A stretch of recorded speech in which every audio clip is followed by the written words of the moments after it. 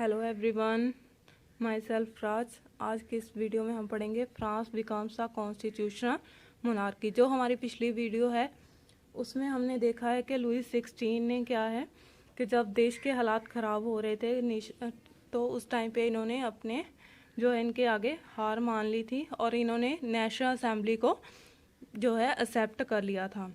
तो national assembly क्या है, एक कॉन्स्टिट्यूशन बना रही थी। चलिए आगे देखते हैं क्या हुआ उसके बाद। National assembly completed a draft of the constitution in 1791।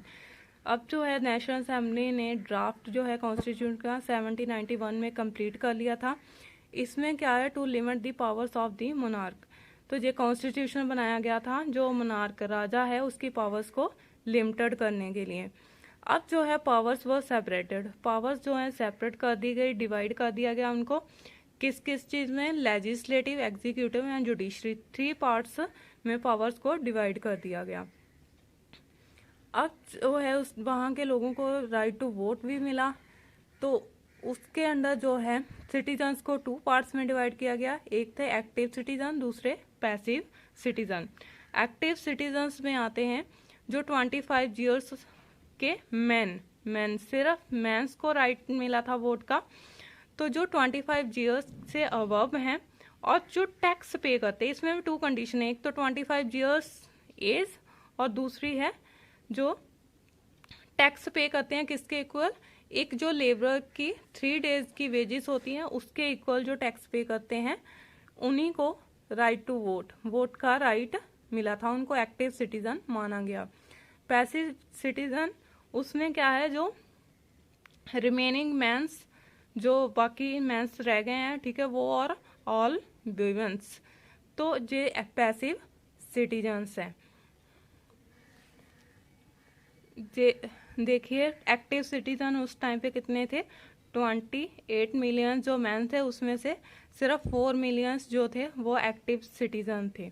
Passive में नो वोटिंग राइट थी उनके पास, 3 मिलियंस मैन थे, वीमेन, चिल्ड्रन, यूथ बिलो 25, तो ये सारे पैसिव सिटीजन थे।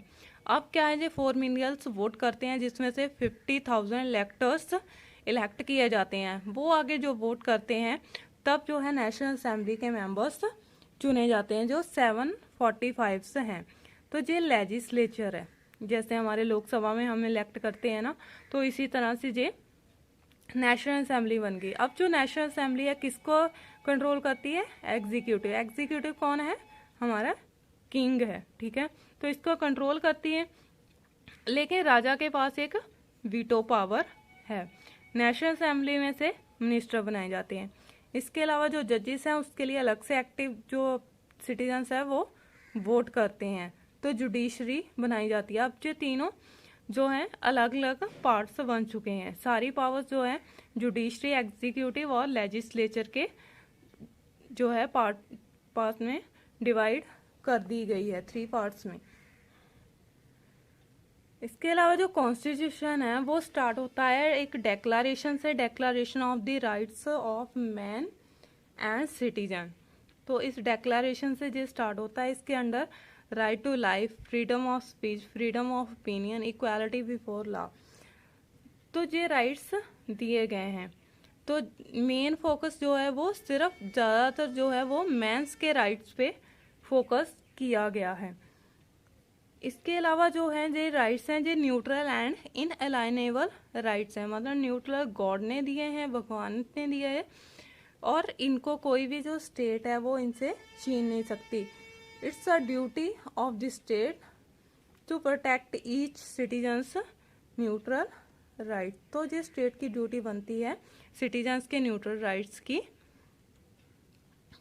को प्रोटेक्ट करने की।